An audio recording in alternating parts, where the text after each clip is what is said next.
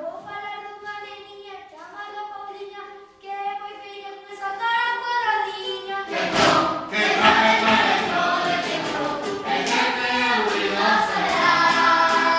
Eu vou falar do neno, que ele chama Santiago, ele é muito maior, porque cumple 11 anos.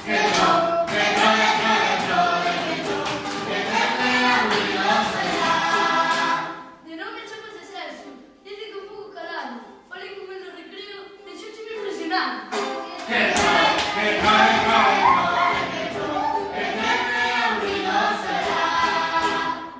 En mi preto está o Lucas, está feito un campeón, sempre está xogando a preta, seguindo algún ladrón.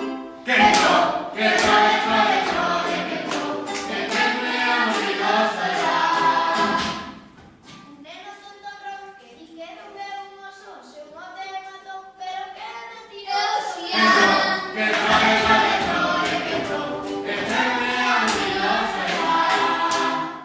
é moi pensadinha e tamén moi mandona, e non sabe vai ensinar, é moi maldición.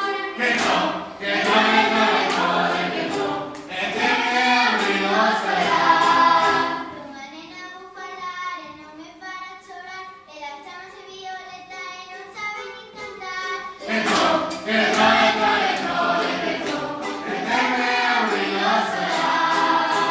Eu vou falar dunha nena, ela é unha porteira, pero cando foi ao barco case escala na cadeira.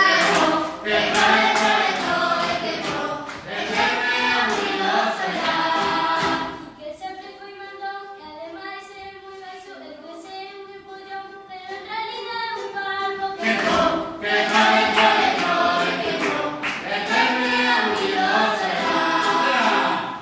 Nicolás é un neniño, tamén un gran enfolla, todo o día está estudando e por riba é un copión. Que no,